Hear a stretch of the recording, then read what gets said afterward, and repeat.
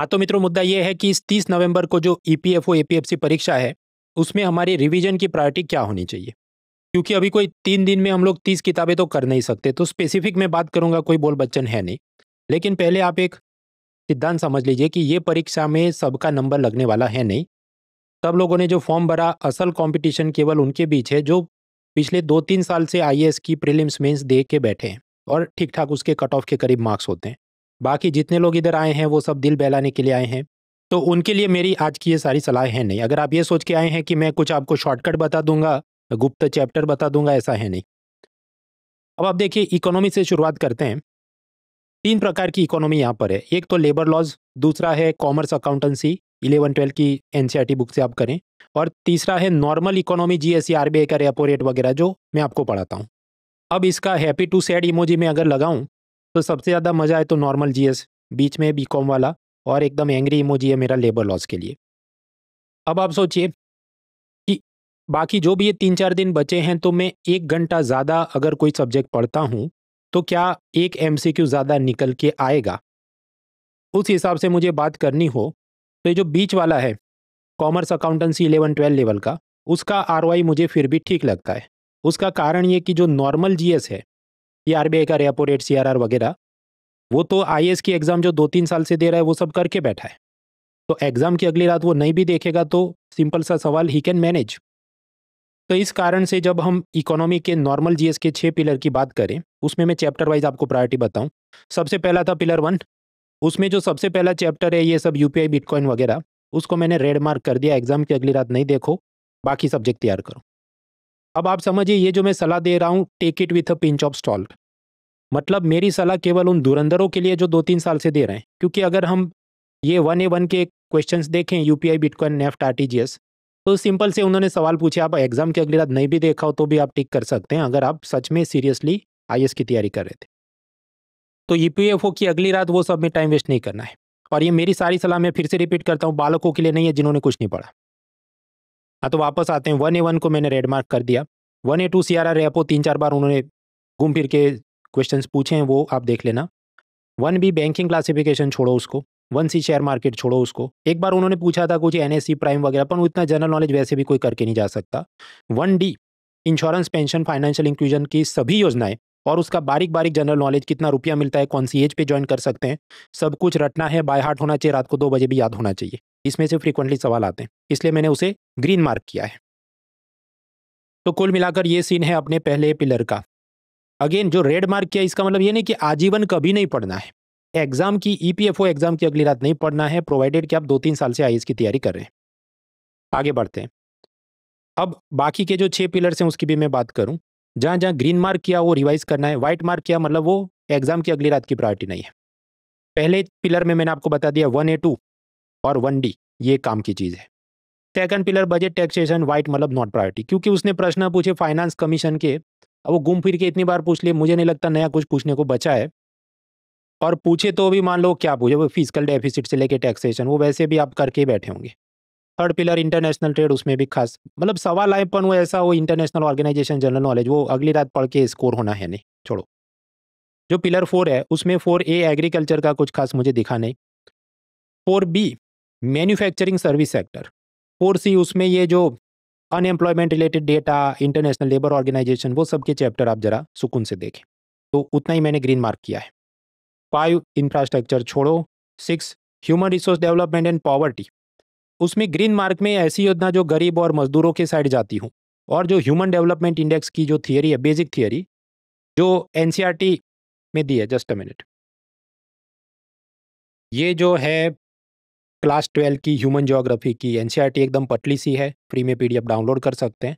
नहीं तो पिछली 5 परीक्षा में 4 सवाल वर्ड बाय वर्ड इधर से उठाएं, इसको आप जरूर से पढ़ें। फ्री पीडीएफ डाउनलोड कर सकते हैं, पर इसको देख के जाना।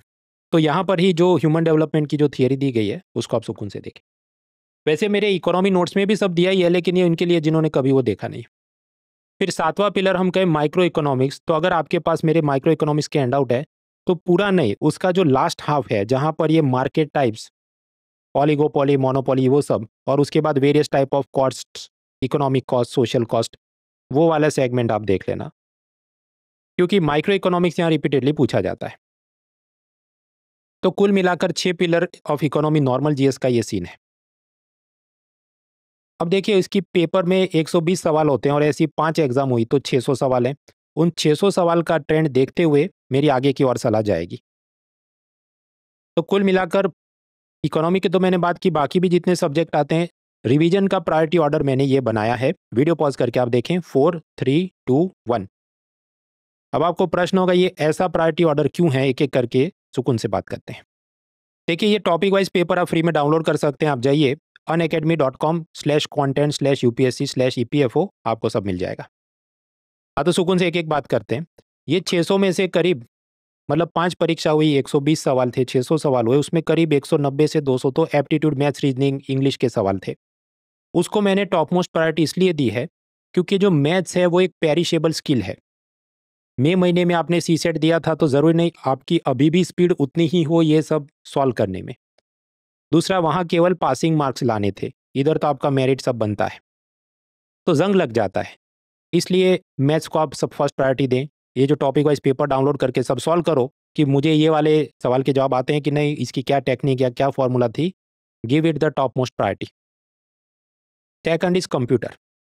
मतलब आप समझिए मैं इकोनॉमी पढ़ाता हूँ पर इकोनॉमी को भी मैंने सेकंड प्रायोरिटी नहीं दी, मैंने कंप्यूटर को दी है। इसका कारण जो 2-3 साल से दे रहे वो पब्लिक इकोनॉमी पढ़ के बैठिए।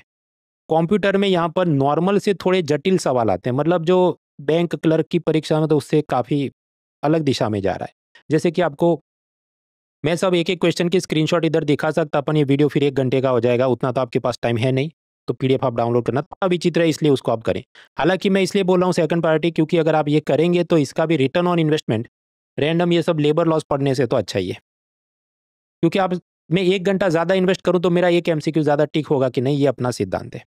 आगे बढ़ते हैं। तीसरी प्रायोरिटी मैं दे रहा हूँ साइंस। उसमें जो क्लास 11-12 की फिजिक्स, केमिस्ट्री, बायोलॉजी की बुनियादी चीज़ें होती हैं वो आप करें।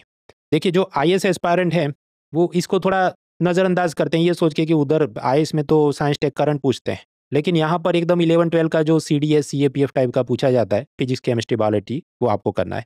टाइम कम बचा है तो कम से कम ये जो ल्यूसेंट जनरल नॉलेज का जो एकदम बेसिक चीज़ें, वायरस, फंगाई से लेके केमिस्ट्री की फॉर्मूला, उतना तो आप देख ही लेना, क्योंकि इसका भी रिटर्न ऑन इन्वेस्टमेंट समझो 1 घंटा ज़्यादा पढ़ोगे एक एमसीक्यू ज़्यादा ठीक होगा कंपेयर टू लेबर लॉस। अब जो चौथी प्रायोरिटी है वो इकोनॉमी।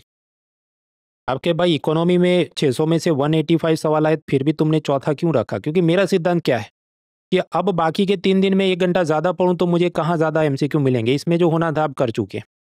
उसमें भी बीकॉम अकाउंटेंसी वाला आप ज़्यादा देखिए 11-12 पीवाईक्यू के हिसाब से, वहाँ आरओआई थोड़ा बेहतर है। फिर जो नॉर्मल जीएस मैंने अभी आपको बताया 6 पिलर वाला, फिर जो टाइम बचे लेबर लॉज, क्योंकि लेबर लॉज में वो इतना विचित्र फैक्चुअल पूछते हैं उसका कोई अंत है नहीं। पर जो भी आपने नोट्स बनाई हो, कुछ मटेरियल डाउनलोड किया हो, वो देख लेना। फिर पांचवी प्रायोरिटी है हिस्ट्री। हिस्ट्री के अंदर मैंने लिखा है फ्रीडम यस, मतलब फ्रीडम स्ट्रगल जो स्पेक्ट्रम में है, आर्ट कल्चर नो, स्पेक्ट्रम जिंदाबाद। लेकिन आप समझो अब इतनी जाड़ी किताब भी एक 3 रात में तो होगी नहीं। इसमें आप केवल फोकस करें बड़ी सी इवेंट और जो बिग पर्सनालिटी कि कौन से आंदोलन के साथ, कौन सी पार्टी के साथ कौन लोग जुड़े थे। उसमें भी कुछ तो अतरंगी है लेकिन ज़्यादातर चीज़ें मैनेजेबल हैं, तो वो देख लेना। आर्ट कल्चर में मज़ा नहीं है। जो प्रश्न पूछते हैं कि 4 आर्कियोलॉजिस्ट के नाम दिए हों, उसने ये देखा वो देखा, कोई अंत है नहीं, सो डोंट वेस्ट टाइम, मज़ा नहीं है उसमें। तो history is like 64 question out of this 600 questions. इस पर प्रतीक सर ने भी एक अलग से वीडियो बनाया है, सारे क्वेश्चंस का एनालिसिस किया है। मैं ऊपर कहीं कॉर्नर में लिंक डालता हूँ, उसके कार्ड आप देख लेना। Next is polity. पॉलिटी में लक्ष्मीकांत जिंदाबाद थी, जिंदाबाद है, जिंदाबाद रहेगी, लेकिन पढ़ने का अप्रोच बदलना होगा। जैसे यहाँ पर वो directive principle of state policy में जो मजदूरों के साथ जुड़े मुद्दे, तो वो क्या, कौन सा आर्टिकल नंबर है, ऐसा फैक्चुअल रटने वाला पूछता है। उसी तरह कंस्टिट्यूएंट असेंबली, तो वो कौन सी तारीख को बैठे थे, कितने सभ्य थे, वो सब मतलब बेसिकल जो फैक्चुअल पूछा जाता है। तो उस हिसाब से थोड़ा ब्रशअप करें। और अगर अगर को लगता है कि ये मेरा स्ट्रॉन्ग है तो आगे वाले टॉपिक पे आप जाएं। Person in news awards appointments. अब इसमें जो भी आप मंथली करंट अफेयर्स की पिछले 12 महीने की पीडीएफ्स देख रहे थे, एक तो अपॉइंटमेंट, दूसरा अवार्ड्स में समझो अब नोबेल प्राइज़ तो किसको मिला वो नाम याद नहीं रखना, लेकिन उसने क्या डिस्कवरी की थी, संशोधन किया था, वो इस कंसेप्ट को याद करके जाना है। स्पोर्ट्स के सवाल आए पण बेकार थे, वो किसने किसको हराया वो सब याद रखना मुश्किल। डिफेंस और इंटरनेशनल रिलेशन के भी सवाल आए पण वो ऐसा कि भारत का ये वाले रिपोर्ट में क्या रैंक है, ये मिलिट्री एक्सरसाइज में क्या हुआ था, एक हद के बाद उसका मजा नहीं, सिवाय कि आप ऑलरेडी CDS CAPF टाइप का पढ़ के वो परीक्षाएं दे के रट के बैठे हैं। एंड सबसे आखिर में मैं प्रायोरिटी दूंगा ज्योग्राफी एनवायरनमेंट, क्योंकि ये 600 में से मुश्किल से 14-15 सवाल ही पिछली 5 एग्जाम में इन्होंने पूछे, बहुत कम पूछते हैं। तो ऑफकोर्स पूछा कुछ कुछ बार आसान ही पूछा कि ये जो गंगा नदी है इसकी कौन सी ट्रिब्यूटरी है वगैरह। अब वो तो मैंने आपको बताया, जो 2-3 साल से देख रहा है एग्जाम्स उसे तो पता ही होगा। बाकी एग्जाम की अगली रात ये करने में नहीं बैठूंगा। आई अगेन रिपीट, जो मैंने ये प्रायोरिटी ऑर्डर दिया वो किसके वास्ते है, जो IAS की प्रीलिम मेंस 2-3 बार दे चुका है, जो कट ऑफ के करीब रहता है, बाकी सबके लिए नहीं है। बाकी सब ने कोई दिल छोटा नहीं करना कि भाई हम माँ के पेट से थोड़ी पढ़ के आते। यू आर राइट, लेकिन आप सुकून से एक बार तैयारी करें ये सभी कॉम्पिटिटिव एग्जाम्स की। वैसे मित्रों, आज जो 26 नवंबर को ये मैं वीडियो शूट कर रहा हूँ, संविधान दिवस है। अनअकैडमी का UPSC सब्सक्रिप्शन IAS परीक्षा के लिए पूरे 1 साल में प्रीलिम्स मेंस की कॉम्प्रिहेंसिव तैयारी केवल 19,999 में using the discount code mronal.org। बाकी ये जितनी UPSC के एलाइड एग्जाम्स हैं, CDS है, CAPF है, EPFO, इवन कुछ बड़ी स्टेट सर्विसेज भी, उसके इकोनॉमी के क्वेश्चंस को सॉल्व करने वाले मैं वीडियो बनाते रहता हूँ। तो जैसे ये EPFO की परीक्षा खत्म हो, इसके भी मैं वीडियो बनाऊंगा MCQ सॉल्व करने के लिए। So stay tune for that. Channel को सब्सक्राइब करें ताकि कुछ भी मिस नहीं हो जाए। बाकी मैंने आपको बताया EPFO के PYQ की बुकलेट आप डाउनलोड कर सकते हैं unacademy.com/content/UPSC/EPFO से। All the best to all serious players, let's crack it. Unacademy. Let's crack it.